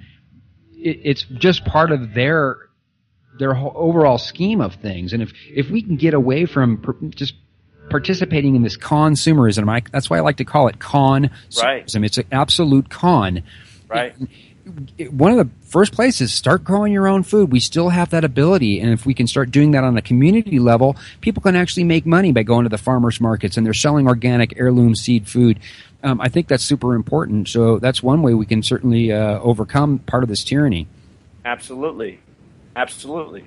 Have you noticed lately, this is something that's been just pissing me off, Zach. You know, I just went and bought less than a year ago, I bought about $100 sink faucet. It's broken already.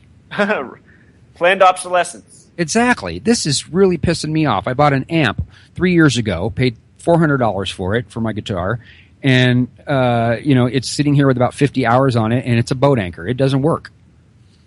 It's just really pissing me off. That seems to be another thing of this consumerism. That's why I call it the consumerism. Well, 100%. My undergrad is business. I'm an accounting student. I went and got my master's afterwards and began teaching.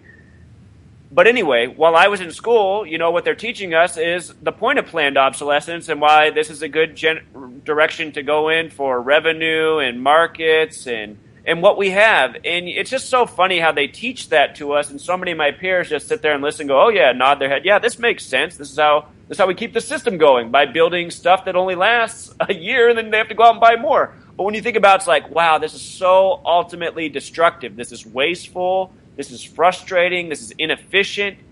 So, you know, this is what I mean. We have to get out from under this system that we're in that survives on continual creation of debt dollars and endless consumption. We are trading away sanity and the actual earth we live in for markets and economies that aren't even real. And I understood these things at a young age, and I saw how my peers didn't seem to care. So these are just all kind of things that set me on the path that I was on. Well, and the path that you are on is certainly admirable, and the work that you're doing is incredible, actually. And I have defended you to some of my peers because they're in this business as well, and they call you a shill, and they say you're a controlled opposition, that you're a government agent. And I have defended you, and I'm saying, this guy's not saying anything that is. I mean, you're on the same level as I am, as so many of these other people are, but they want to call you a shill because they might not agree with one thing or two things. And I believe that's another part of this critical thinking, is that people have, a closed mind is an empty mind. And I have always prided myself on having a very open mind. So what you're doing is awesome. Well, thank you. I appreciate that. Yeah, just ignore those shills, because I have to do the same thing. Every now and then my my temper gets the better of me, but I've gotten to the point where I actually just ignore them. So, sure. how do you deal with that? I mean, is that something you do? Do you ignore these attacks, or do you just put out more information? I just keep putting out more information. And, that the thing about being in our position where we're speaking out to a very diverse audience is everybody has different opinions, different ways of thinking. So what I hear about is, I get attacked because I'm not responding to my critics. I read comments every, I guess almost every day. Hey, Zach, how come you haven't responded to this attack about you being, a government-paid shill related to Mark Zuckerberg? Or how come you haven't responded to this attack about being a Satanist? And what I say to these people is I say, well, listen, when you listen to my message, does it sound like this is what I am? Or do I sound like someone who's just putting out free information that no one's ever uncovered before, just hoping that people will listen, spread the knowledge, help others awake? And I've never asked for money. I just stay on a course, and I try to not respond to my critics, because what's so frustrating is so many of the people who are attacking me, it seems that, at least on the surface, they're saying they're about the same things.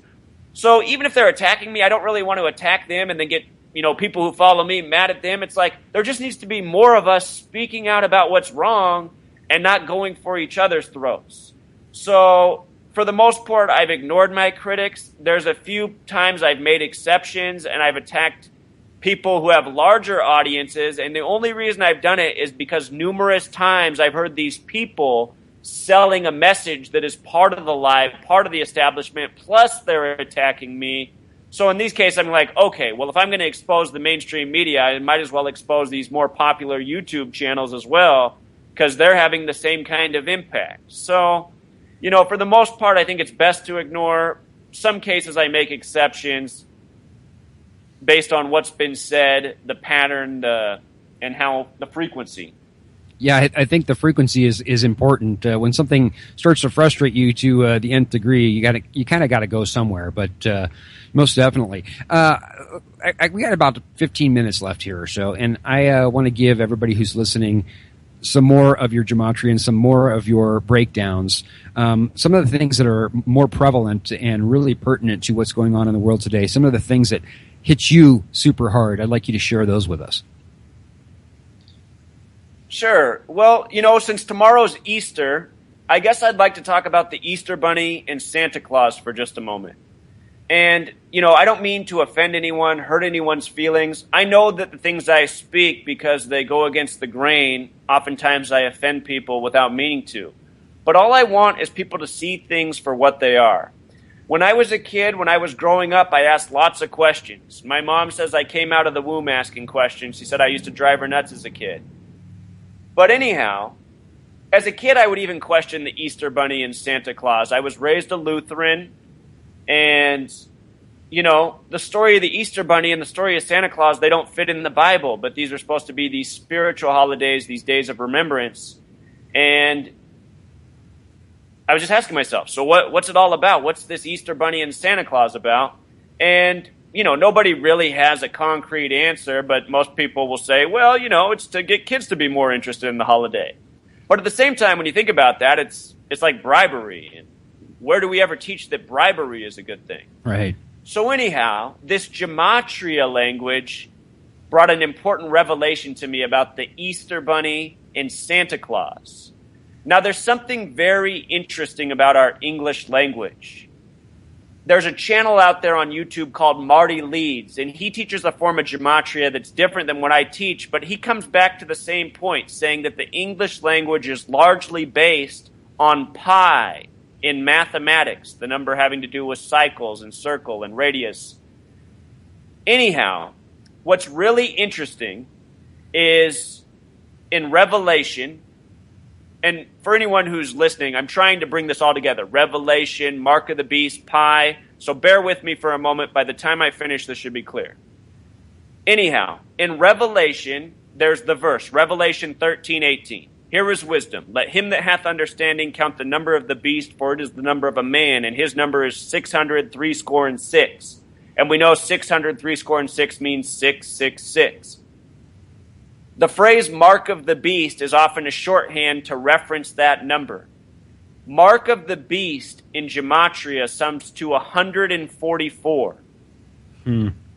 If you add the first 144 decimal points of pi, the number that begins 3.14 and then goes on for many digits repeating, starting with 1 plus 4 plus all the digits that follow, if you add the first 144 decimal points, they sum to 666. 666. Wow, I did not know that. Yes. So, Easter Bunny in Gematria sums to 144. Santa Claus in English Gematria sums to 666. And I think about these two major symbols tied in with Christianity, but that are really the big lures for, younger children within the Christian faith. Also, another relevant word with 144 Gematria is corporation.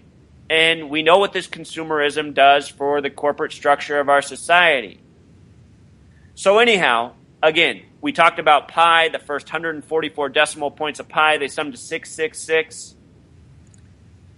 Earlier we talked about the number 227. This number connects to so many things. We talked about how Tim Russert interviewed Bush and Kerry and the number 322. He would die 227 weeks later at the time of 2:23 in the afternoon, supposedly. And they first responded to him. If you read the story of his death, the paramedics got to him at 1:44. 1:44, dying at 2:23. He's the guy who interviewed about 322. He died 227 weeks later. To go to this verse in Revelation, the portion that says, "Let him that hath understanding count the number of the beast," in Gematria, that sums to 223, the number that corresponds with Masonic, with the synagogue of Satan, a phrase that also comes from Revelation like 666. The number 144 is also used twice in Revelation. All of these numbers are significant. They have historical precedent, the Bible, history, and they're the same ones that show up again and again in the major news that controls our lives, much like the quote you had about history being planned and staged. And here they all come from Revelation, and they also show up in other spiritual texts. So I hope I explained that clear enough. But all of these numbers are interconnected. A lot of them come back to pi.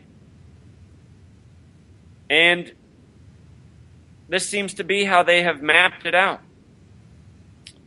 So you asked me, what else is real big to me? Last week I was down visiting my mother. I went on vacation for the first time in forever. She lives down in Portland, Oregon. She listens to a lot of what I say, and I have got her to, withdraw a lot from this system, figure out how to shop local. So she listens to a lot of what I say, but she's still very much drawn in by politics. She came up with a liberal background, so she has a lot of hatred for Republicans and the right and falls into a lot of the purposeful political divisiveness. Anyhow, she's very hung up on Bernie Sanders. She really likes Bernie Sanders. And I keep trying to explain to her that Bernie Sanders is there to provide hope for the left who hasn't figured out how rigged the system is. And he, too, is playing his part. And so anyway, while I was down there last week, Bernie Sanders was in town, and he had a rally across the river from Portland in Vancouver, Washington. And my mom really wanted to go to it, so I said, you know what, I'll go with her, be festive, see who's out there, maybe talk to some people. So we showed up about 2 hours early to this rally, and it was full of youth. I could not believe how the youth came out. We got there more than 2 hours early. There was already probably a line a half mile long. And I just said, look, Mom, this isn't a high school gymnasium. How many people are here? There's no way all these people are getting in.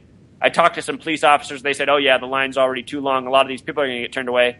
So my mom wanted to hang out, and I didn't mind either because I like being around people and talking to people. So I just talked to a lot of the youth in the crowd about why they're there, what they're representing, what brings them out about Bernie.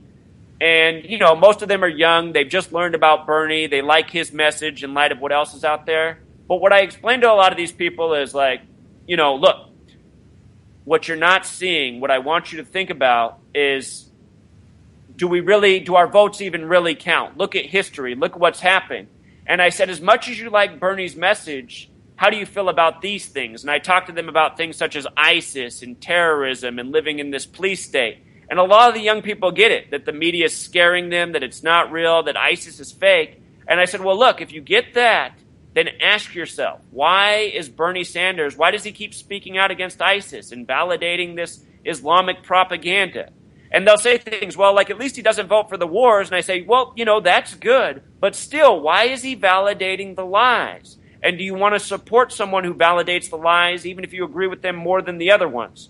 So I had a lot of conversations with this, like the youth who were out there. And, this week, since those conversations have happened, we've had the Brussels thing. And Bernie Sanders has been on Jimmy Kimmel talking about ISIS and how barbaric they are. Mm-hmm. And so anyway, a lot of my work, what I think about a lot is the youth of this nation and how I want them to grow up in a better world than you and I grew up in. And how I don't want them to have to be subjected to the lies and the poisoning and all the things we've discussed. And, it's encouraging to see the youth coming out for a candidate, even if that candidate is a fraud, because I've never seen so much youth come out for anyone. When Obama was running, it created a hysteria in the country like I've never seen youth did come out. But Bernie Sanders is really bringing out the youth. So that tells me the youth are paying more attention than they did in my generation and generations prior. They're waking up. But what they don't have is they don't have the real voice of truth. They don't have the real voice or reason to follow. Someone like Ken O'Keefe, such as who you brought up in the beginning. And, that's why I want to take this movement to the next level. People such as Ken O'Keefe, yourself, me, others, we need to figure out how to create something bigger.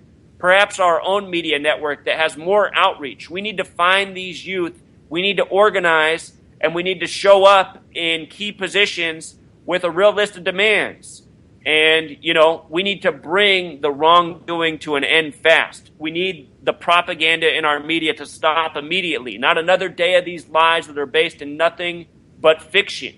And we need these politicians who do nothing but serve their corporations out of office, no later than tomorrow. Mm-hmm. And this is what has to happen. Until this happens, we're not going to turn the corner. We're going to stay on the same path we've been on since the beginning of this nation.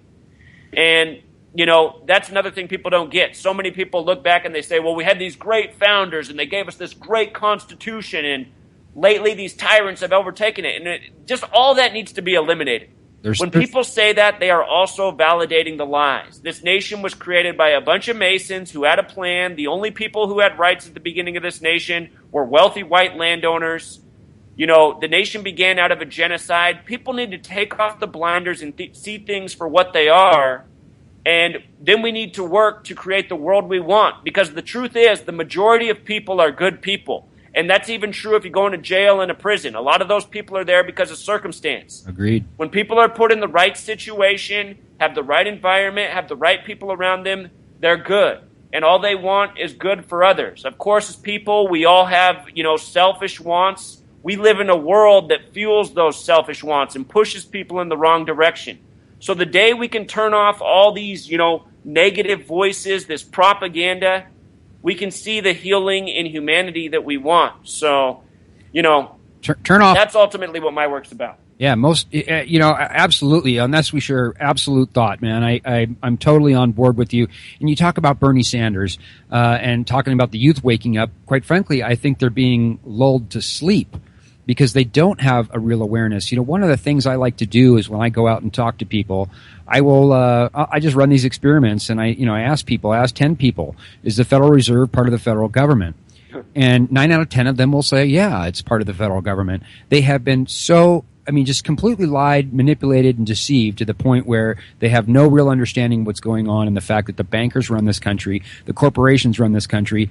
And up until 2012, Zach, I was always a voter. I always voted. I always participated, even after I woke up. But what happened in Tampa when the GOP changed the rules with Ron Paul? I was a delegate for him in 2012. I worked for him in the other campaign. When I saw them change the rules, that's when I went, all right, this is all theater. It's all fiction. These people are selected. They are not elected. And right. They are put into this. All the world's a stage, man. It's all theater. Right. It is. Two sides. Think about how Lincoln was shot in a theater by an actor. Yeah. That's a good point, man. Absolutely crazy stuff, Zach. Hey, it was really great having you on the show. We're running out of time here. Give everybody your websites again real quick and where they can check out your gematria and your decoding of major world events. Oh, I wanted to ask you before you do that, any predictions on who's going to be the next president of the United States? I've been thinking Hillary since 2008 when her and Obama disappeared off to the Bilderberg meeting. Yeah, I agree with you. I said this in the last couple of weeks. I do predict that Hillary will be the next president of the United States. She will be selected, not elected. Real quick, give out all your websites so people can find you and all of your great work, man. Yeah, so I have a blog, freetofindtruth.blogspot.com. If you just type in Free to Find Truth on any web search, it'll pop right up.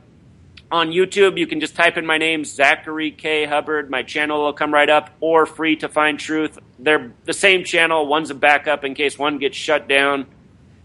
Good idea.